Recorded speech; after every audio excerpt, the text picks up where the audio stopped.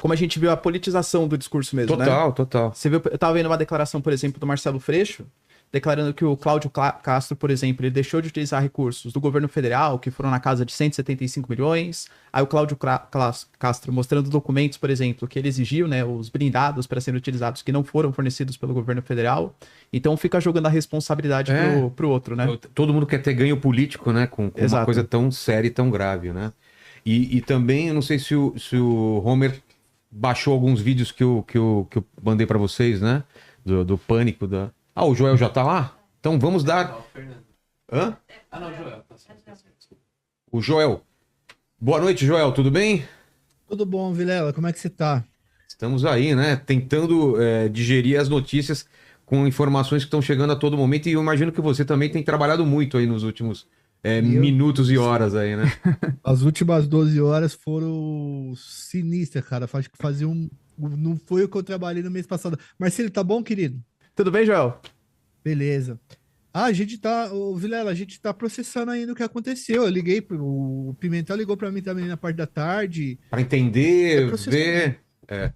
O que Foi um que. dia histórico hoje, cara. Desculpa, Pois pode é. falar. Não, é isso que eu queria que você falasse, né? Por que que ele é histórico? Por que que tá falando que é a maior operação? O que que. Você estava ouvindo o papo da gente com o Pimentel agora? Sim, sim, Sim. tava. O que que você pode completar pra gente e dar essa dimensão do que foi essa ação policial hoje? Tá, foi a ação mais letal da história do Rio de Janeiro, tá? A última, a mais letal antes dessa era 28 mortos. A gente já tá contando 64. Já tem veículo de mídia falando em 67. Então quer dizer que triplicou esse número né, duplicou esse número de mortos Nesse na história do confronto. Rio de Janeiro. E assim, foi uma investida do Estado contra o Comando Vermelho, uma investida que deveria ter sido feita mesmo de verdade. E foi um dia com muito sangue, cara. Muito sangue, morte de 4 policiais, de 60 pessoas que uma parte delas a gente ainda não sabe quem são. Eles ainda estão coletando os nomes dos mortos e essas coisas. E isso é um dia histórico porque isso daqui vai mostrar um pouco de como vai ser a segurança pública no ano que vem. Se essa ação tiver uma aprovação popular grande, tenha certeza que essas operações elas vão se repetir com esse número de mortes e vai ser assim as ações a partir desse momento. O Pimentel fala como policial, né, como ex-policial. Eu falo basicamente como pesquisador, mas pesquisador que entende que a polícia precisa ir para o embate contra homens armados de fuzil e não tem como você ir para um embate desse sem armas e sem trocar tiros. Não existe. Mas quando a situação tem tantas mortes assim em um dia, a gente precisa aceitar e pensar a forma de fazer isso daí. Se é usando blindados, se é usando as Forças Armadas, se é usando o cerco de neutralização maior.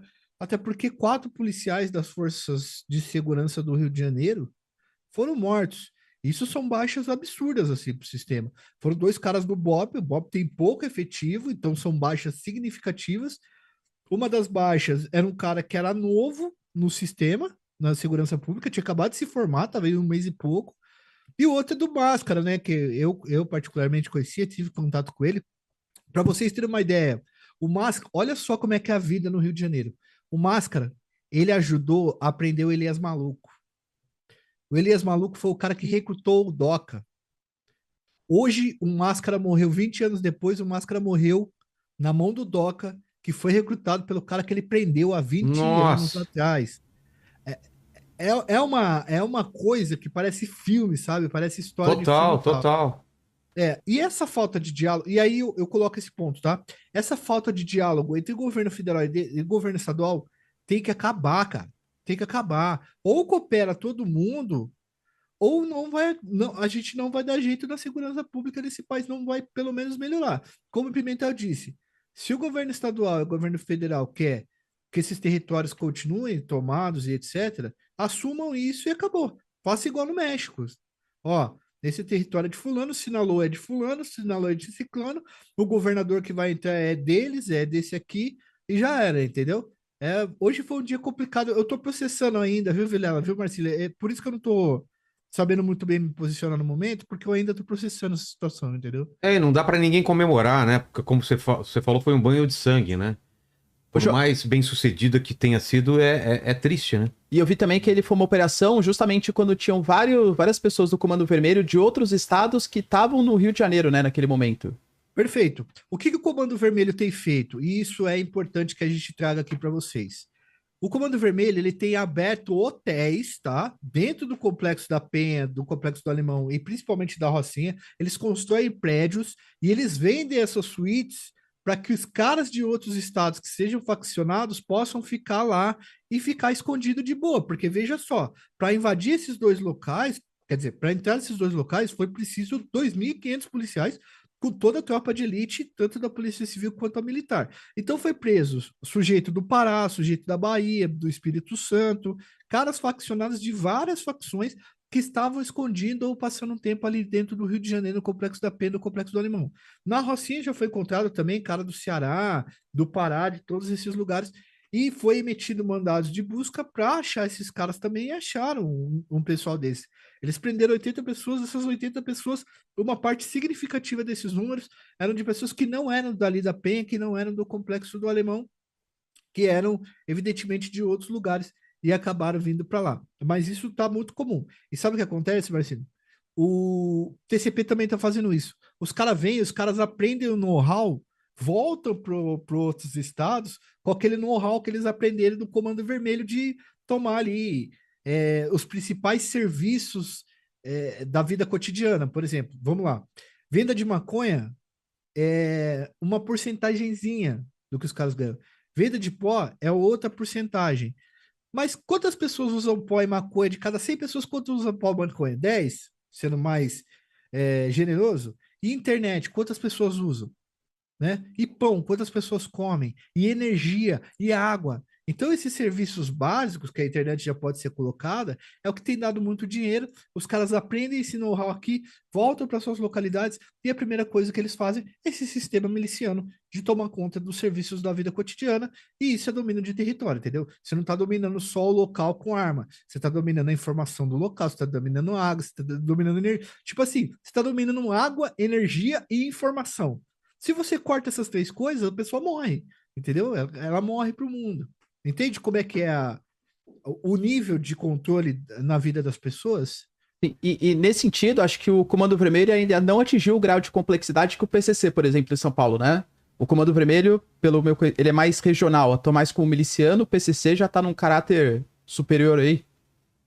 Os dois estão lavando dinheiro, os dois estão em períodos de infiltração em vários espaços, em vários lugares.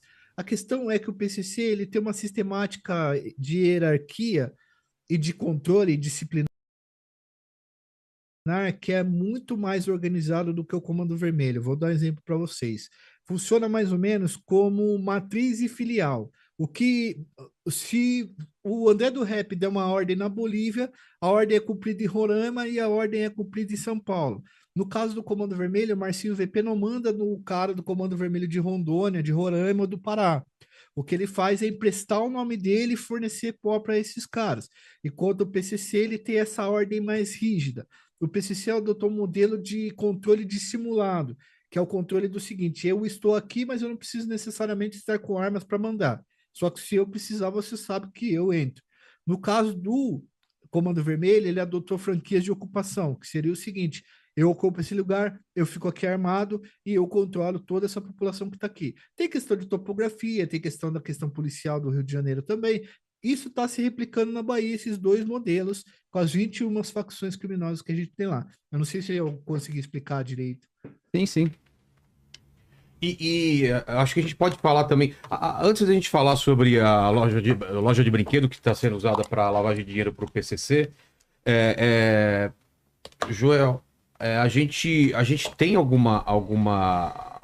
pode fazer alguma previsão de como isso vai escalar, né? Esse avanço da polícia, esse combate ao crime organizado? Existe algum indício que isso vai se tornar mais frequente, que vai se tornar maior? Ou não dá para fazer esse tipo de especulação? Isso foi um grande baque no Comando Vermelho, assim como foi aquele grande baque quando teve aquela operação Carbono Oculto, que desmantelou o posto de gasolina, a usina do PCC. É um baque, é uma paulada muito forte, perdeu vários caras que eram chefes, foram presos. O Belão da Quitumba, por exemplo, que é um cara muito famoso da Quitumba, que é um cara muito famoso, braço direito do Doca, o contador do Doca que fazia o recolhe das bocas, foi preso também o Nicolas. Então, tipo assim, foi forte. O Doca vai ter que ficar uns dias afastado, escondido e tal. É questão de honra agora para os caras buscarem ele, porque com os 4 policiais mortos. Não, eu acredito que nós teríamos mais operações aí, mas eu acho que o que fica disso daí é a briga política, tá? Por quê? O Cláudio Castro, ele é uma peça muito importante para pressionar o governo federal no que tange a questão de transformar as facções criminosas em terroristas ou não. A O partir que do muda? momento... Joel, essa é uma discussão que eu ia ter, era a minha próxima pergunta. O que muda isso na prática? Você colocar as facções como terroristas? Tá. Nessa atual legislação não tem como fazer esse encaixe.